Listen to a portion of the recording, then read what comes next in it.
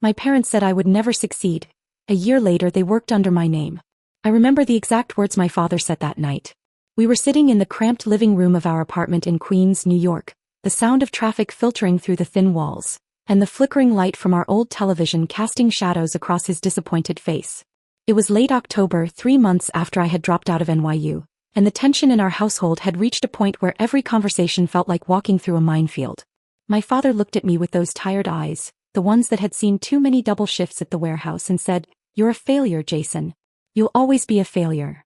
My mother sat beside him on the worn couch, nodding in agreement, her arms crossed in that defensive posture I had grown to recognize as her default setting whenever we discussed my future. She had worked as a bookkeeper for a small accounting firm in Manhattan for nearly 20 years, riding the subway 2 hours each day, and she saw my decision to leave college as a betrayal of everything they had sacrificed.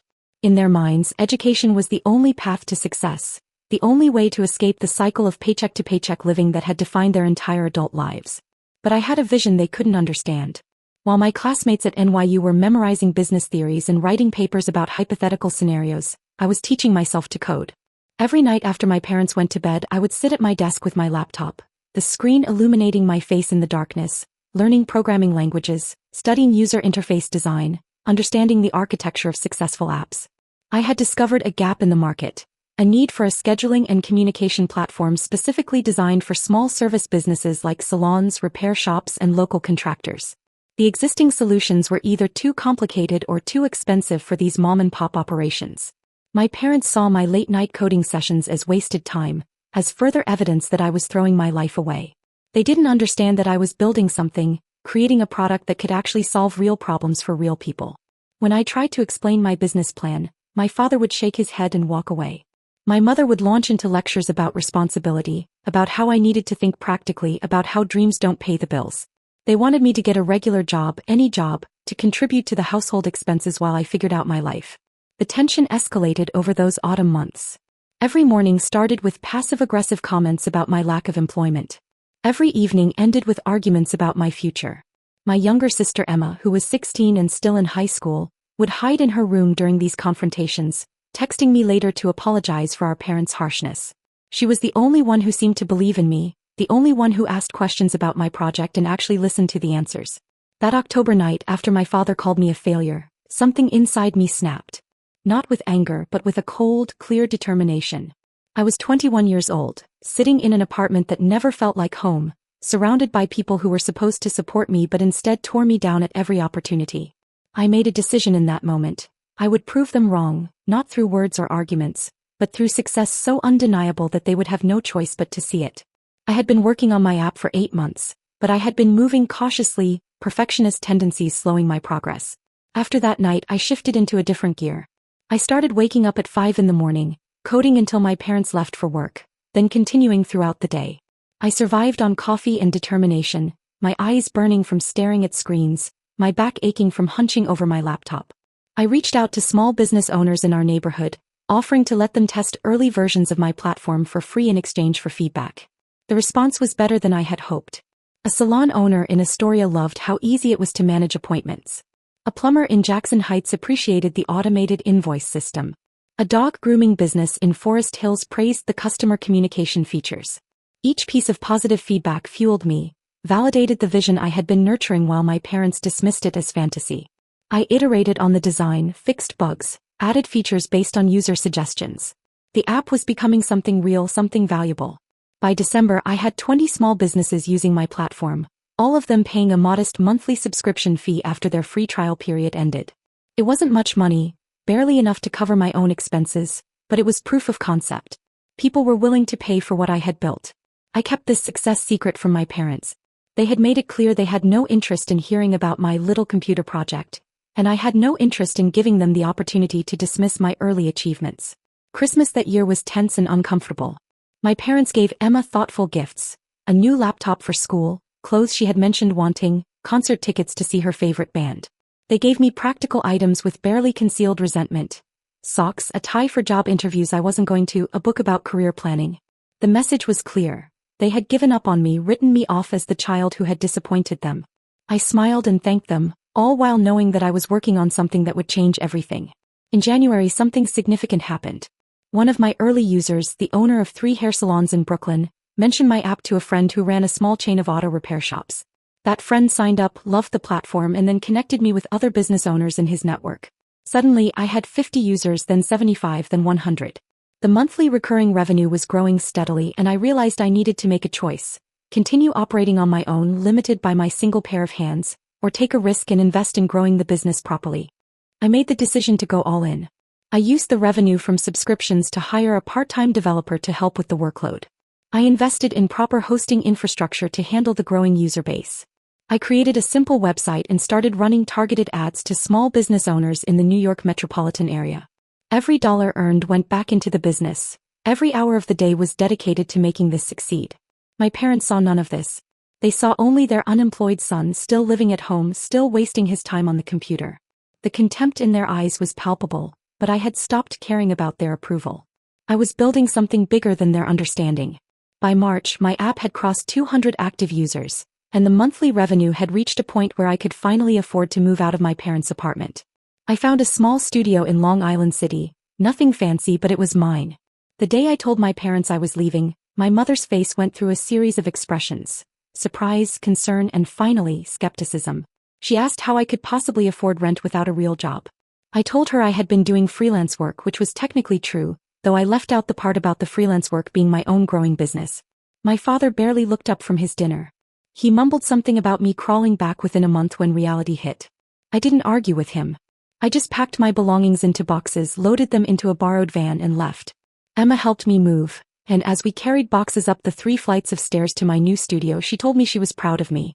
She was the only family member who had ever said those words, and they meant more than she could possibly know. Living alone changed everything. Without the constant negativity, without the weight of their disappointment pressing down on me every day, I felt lighter, clearer, more focused than ever before. My tiny studio became both my home and my office. I set up a proper workspace with a standing desk and dual monitors. I established a routine: early mornings for coding and product development, afternoons for customer support and user acquisition, evenings for strategic planning and networking. I was working 16-hour days, but they didn't feel like work. They felt like building something meaningful. The business continued to grow at an accelerating pace.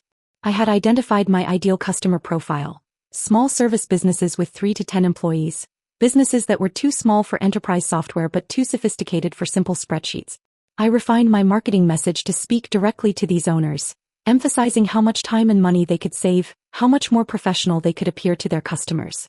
The conversion rate on my ads improved dramatically, and the word-of-mouth referrals increased as satisfied users told their peers about the platform. By June, I had 500 active users and had hired 2 full-time employees, a developer and a customer success manager. We were still a tiny operation working remotely and meeting in coffee shops, but we were a real company. I had to make it official, so I registered as an LLC, opened a business bank account, and chose a name: ServiceSync. The revenue was substantial enough now that I needed proper accounting, proper legal structure, proper everything.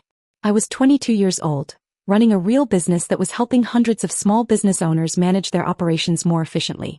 I saw my parents occasionally during this period, usually at family dinners that Emma organized.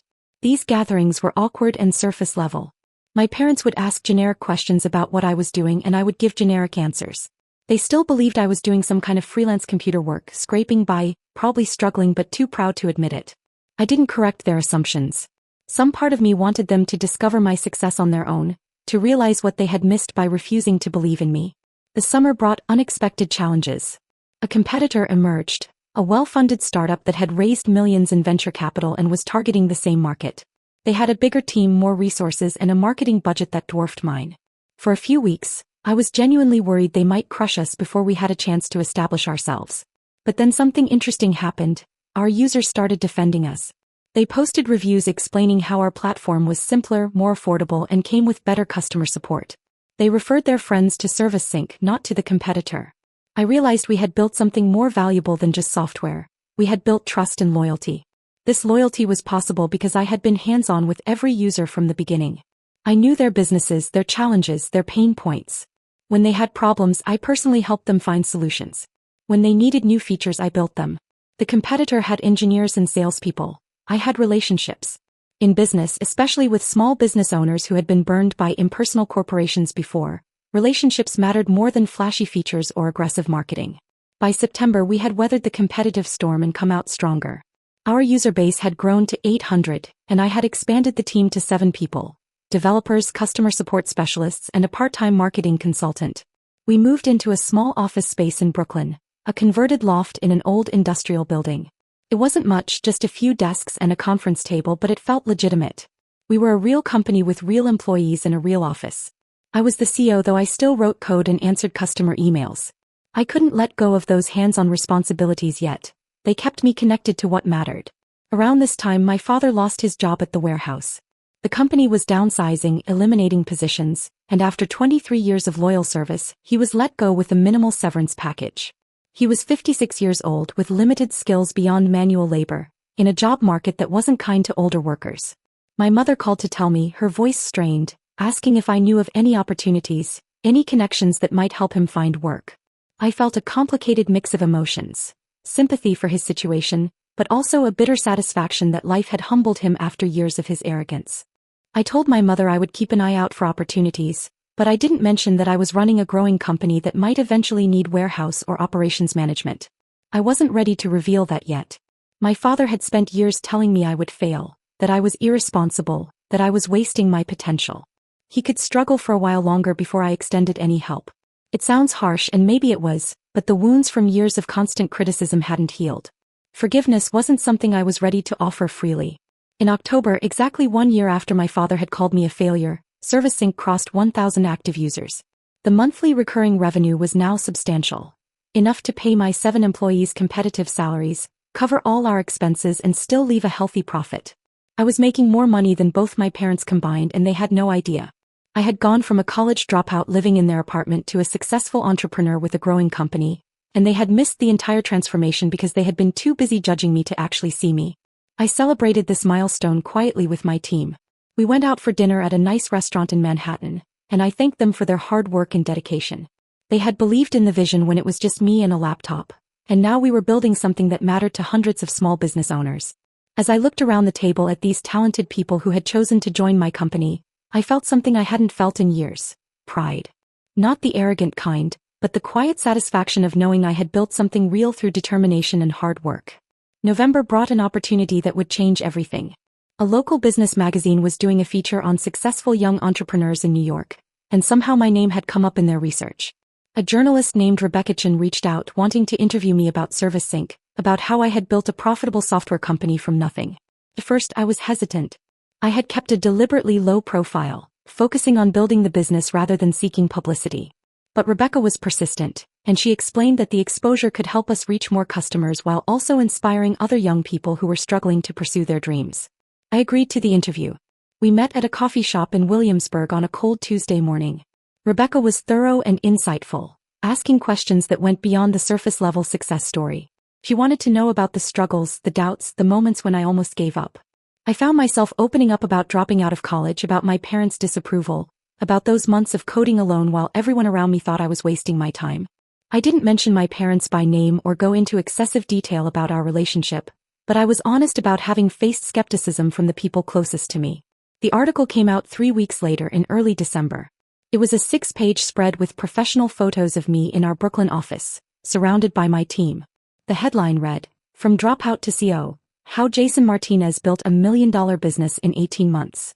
The article detailed my journey, included testimonials from satisfied customers, and featured quotes from my employees about the company culture we had built. It was flattering and slightly surreal to see my story presented this way, as if I were someone worth writing about. I didn't tell my parents about the article.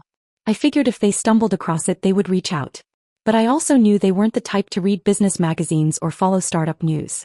They lived in their own world of practical concerns: bills, shifts, overtime hours. The world of entrepreneurship and technology might as well have been on another planet. Still, I sent a copy to Emma, who called me immediately, practically screaming with excitement and pride. She told me she had always known I would prove everyone wrong. The article's impact on my business was immediate and significant. Within days, we had over 100 new inquiries from small business owners who had read about ServiceSync. Our website traffic increased tenfold. Several investors reached out, interested in discussing funding opportunities. Local news stations wanted to do follow-up pieces. I had been trying to build a successful business. Suddenly I was also becoming a public figure, a symbol of young entrepreneurial success. It was overwhelming but also validating in ways I hadn't expected. Then 2 weeks after the article published, my phone rang. It was my mother. Her voice sounded different. Smaller, uncertain, stripped of the judgmental confidence I had grown accustomed to. She had seen the article. A co-worker at her accounting firm had brought it in, recognizing our last name and asking if she was related to Jason Martinez, the successful young entrepreneur. My mother had read the article at her desk, she told me, unable to believe what she was seeing. She wanted to meet. She said my father wanted to meet too, that they needed to talk to me. I felt a knot of anxiety form in my stomach. After more than a year of minimal contact, after building this entire company while they dismissed me as a failure, now they wanted to talk. I agreed to meet them for lunch that weekend, choosing a neutral location. A diner in Midtown where none of us had any history or memories. The lunch was excruciating. My parents arrived looking older than I remembered, worn down by life in ways I hadn't noticed during our brief previous encounters. My father's hair had gone grayer, and there were new lines around my mother's eyes. They congratulated me stiffly, awkwardly, clearly struggling to reconcile the successful CEO from the magazine with the disappointing son they had written off. My father kept clearing his throat, starting sentences and then trailing off.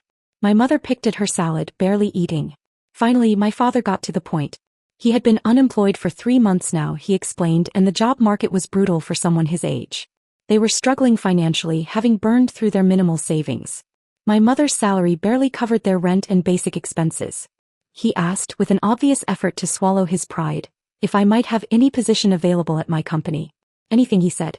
He was willing to do whatever was needed. Administrative work, warehouse management if we had inventory, even basic office tasks. My mother jumped in, her words tumbling out rapidly. She had bookkeeping experience, she reminded me years of it.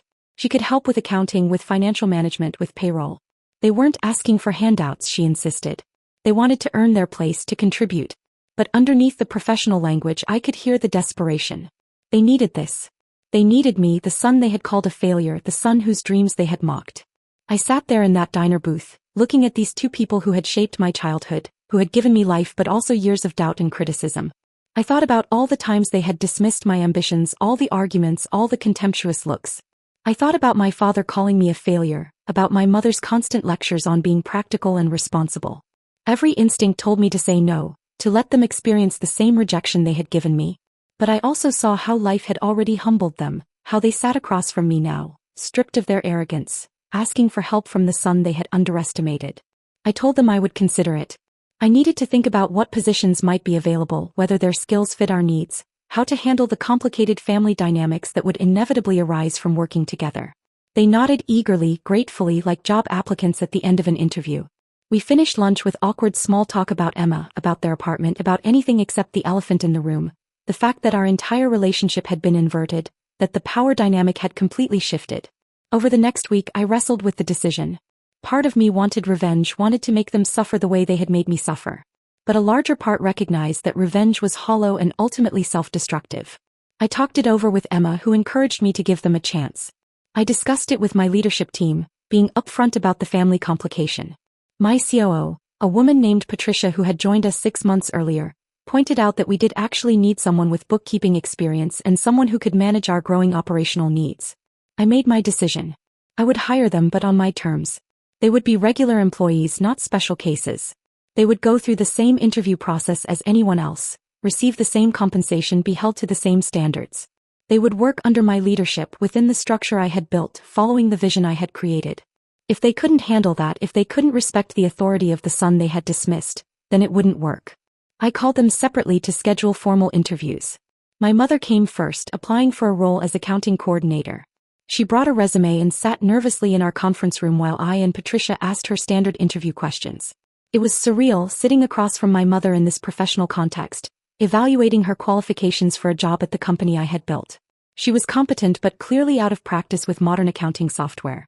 We could train her, Patricia noted after the interview. She had the fundamentals. My father's interview was harder. He applied for an operations manager position, overseeing our equipment, managing relationships with vendors, coordinating our physical infrastructure as we grew. He had relevant experience from his warehouse years, but his skills were dated. More difficult was the awkwardness between us. He couldn't quite look me in the eye as he answered questions about his work history and qualifications.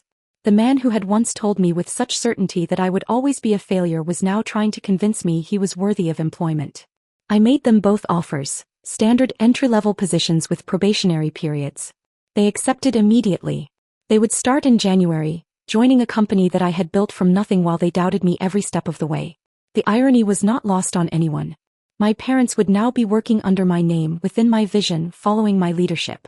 The son they had dismissed as a failure was now their employer, their boss, the person who would evaluate their performance and determine their future. My parents started working at ServiceSync on the second Monday of January. I watched them arrive that first morning, looking nervous and out of place in our casual Brooklyn office. My team, who knew the complicated backstory, was professional and welcoming, showing them to their desks and helping them get set up with computers and access credentials. I stayed in my office during those first hours, letting Patricia handle the onboarding. I wasn't ready to face them yet in this new dynamic, wasn't sure how to be both their son and their boss simultaneously. The first few weeks were strained and awkward. My mother dove into the accounting work with a determination I had rarely seen from her, staying late to learn our systems and catch up on processes she wasn't familiar with. My father was quieter, more withdrawn, doing his job competently but without enthusiasm. They called me Jason at work, not son, maintaining a professional distance that felt both appropriate and deeply sad. During team meetings they would sit at the far end of the table taking notes, rarely speaking unless directly asked a question. I caught my father staring at me sometimes when he thought I wasn't looking. His expression was complicated, pride mixed with regret, admiration mixed with shame. He was seeing, perhaps for the first time, the person I had become despite his lack of faith. He was watching me lead meetings, make strategic decisions, solve complex problems, manage a growing team. This was the son he had called a failure, the dropout he had been so certain would amount to nothing, now running a successful company with confidence and competence. My mother's transformation was more visible. She threw herself into her work with an intensity that seemed driven by more than just job security. It was as if she were trying to prove something not to me but to herself. She reorganized our entire accounting system, implemented new processes that saved us time and money, caught several errors that could have caused problems down the line. Patricia was impressed, telling me privately that my mother had become one of our most valuable team members. I felt a complicated mix of pride and resentment hearing this. 3 months in, we had our first real confrontation. It happened during a company-wide meeting where I was presenting our quarterly results and outlining our strategy for expansion. My father questioned one of my decisions in front of the entire team, suggesting an alternative approach that showed he hadn't fully understood the technology side of our business. It wasn't malicious, but it was undermining, the old pattern of him dismissing my judgment resurfacing in a professional context. I kept my composure, calmly explaining why his suggestion wouldn't work and why the strategy one had chosen was correct. But after the meeting I asked him to come to my office. We sat across from each other, the same physical arrangement as his job interview months earlier, and I told him directly that he couldn't question my decisions in public forums, that if he had concerns he needed to raise them privately first. He started to argue, falling back into the old parental authority, but then stopped himself. He sat there for a long moment and I saw something break in his expression. He apologized. Not just for the meeting but for everything. For years of telling me I was wasting my time, for calling me a failure, for refusing to see my potential. His voice cracked as he spoke, this proud man who had never admitted weakness, now facing the undeniable evidence of how wrong he had been. He said he had been scared for me, that he had projected his own limitations onto my life, that he hadn't understood that the world had changed and new paths to success existed beyond the ones he knew. I listened to this apology, these words I had once desperately wanted to hear, and found that they felt hollow. Not because they weren't genuine, they clearly were, but because the damage had already been done. You can't unhear someone call you a failure.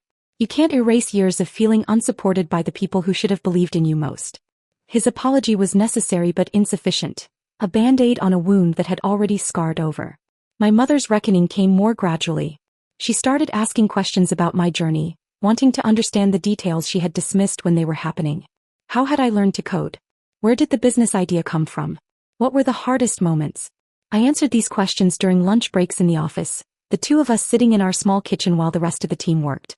She listened with an attention she had never given me before, and I could see her processing the reality that she had been present for this entire transformation but had been too blind to see it. One afternoon, about 6 months after they had started working at ServiceSync, my mother stayed late after everyone else had gone home. She knocked on my office door asking if we could talk. She told me about finding the magazine article, about reading it at her desk at the accounting firm where she had worked for 2 decades. She described the shock of seeing my photo, of reading about my success, of realizing that her coworker knew more about my accomplishments than she did. She had gone home that night, she said, and cried for hours. She apologized for not believing in me, for making me feel like my dreams were foolish, for choosing comfort and convention over supporting her son's ambitions. She said she had been operating from fear, afraid that if I strayed from the traditional path she would somehow be responsible when I failed. She had been so certain that I would fail that she had made that failure the only outcome she could imagine. When I succeeded anyway, it shattered her understanding of how the world worked, forcing her to confront how limited her vision had been. I accepted her apology more readily than my father's, perhaps because she seemed to understand on a deeper level what she had done wrong.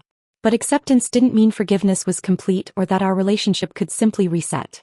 We had lost years to mutual disappointment and misunderstanding, and those years couldn't be reclaimed. We could only move forward from where we were, building something new on the ruins of what had been. By the 1-year mark of their employment, things had settled into a new normal. My parents were respected members of the team, contributing their skills and experience. We had grown to 35 employees, expanded to 3 offices, and our user base had exceeded 5,000 small businesses. The revenue had reached a point where I had started getting serious acquisition offers from larger companies, though I wasn't ready to sell. This was still my vision, my creation, my proof that I had been right all along. Emma graduated high school that spring and announced she wanted to study computer science, inspired by watching my journey. My parents supported her decision enthusiastically, having learned their lesson about dismissing unconventional paths. I helped her choose a school and offered to pay her tuition, which I could now easily afford. She was the family member who had always believed in me, and I wanted to ensure she had every opportunity to pursue her own dreams without the financial stress I had faced. Looking back now, I can see the complete arc of transformation. I went from a dismissed dropout to a successful CEO. My parents went from skeptical critics to employees within the company I built. The relationship that had been defined by their disappointment was now defined by a complicated professional dynamic where I held the power they had once wielded over me. It wasn't revenge exactly, though there were moments when it felt that way. It was more like a fundamental restructuring of our family hierarchy, based not on age or traditional authority but on competence and vision. The lesson I learned through all of this wasn't about proving people wrong or achieving success to spite those who doubted me. It was about the importance of believing in yourself even when no one else does, about having the courage to pursue a vision that others can't see, about trusting your own judgment over the limitations others try to impose on you. My parents' doubt had been painful, but it had also been fuel, pushing me to prove something to myself more than to them. I've forgiven them mostly. Not because what they did was acceptable, but because holding on to resentment was becoming more exhausting than letting it go. They work for me now, yes, and there's irony in that reality that will never completely fade. But they're also different people than they were 3 years ago. Humbled by life, by unemployment, by the undeniable evidence that their certainty about my failure was completely wrong. They've learned that there are multiple paths to success, that the world is larger and more complex than their narrow experience suggested. We had dinner together last month, just the 4 of us, my parents, Emma and me. It was the first family meal that felt genuinely comfortable in years. We talked about the business, about Emma's upcoming semester, about their plans for the future now that they were financially stable again. My father told a story about his warehouse days, and I found myself laughing at his humor instead of bristling at his presence. My mother asked my advice about a personal financial decision, treating me as the successful adult I had become rather than the disappointment she had once seen. Near the end of dinner, my father said something that caught me off guard. He told me he was proud of me, that he recognized now what he couldn't see before, that I had built something remarkable through intelligence, hard work, and sheer determination. He said that working at ServiceSync had given him a front-row seat to witnessing my leadership and vision, and that he felt privileged to be part of it, even in a small way. Coming from the man who had once called me a failure, these words carried weight I hadn't expected. I thanked him simply and without drama. The vindication I had once craved didn't feel as important anymore. I had proven what I needed to prove, not just to them but to myself. The company was successful, yes, but more importantly, I had learned that my worth wasn't dependent on their approval or anyone else's. I had built a life and a career based on my own judgment, my own vision, my own willingness to take risks and work relentlessly toward a goal that others couldn't see. ServiceSync continues to grow. We're on track to reach 10,000 users by year end, and I'm in serious discussions with several companies about a potential acquisition that would value us at over $20 million. Whether I sell or continue building, I've already achieved something that seemed impossible when I was coding alone in that cramped apartment, surrounded by people who thought I was wasting my time. The story of my parents working under my name, the story that seemed like it would be about revenge or vindication, turned out to be about something more complex and ultimately more meaningful. It's about how relationships can transform, how people can grow and change when faced with undeniable evidence that their assumptions were wrong, how families can rebuild on new foundations after the old ones crumble. My parents said I would never succeed. A year later they worked under my name. But what mattered most wasn't that reversal of fortune. It was what we all learned in the process about vision, persistence, and the courage to believe in yourself when no one else will.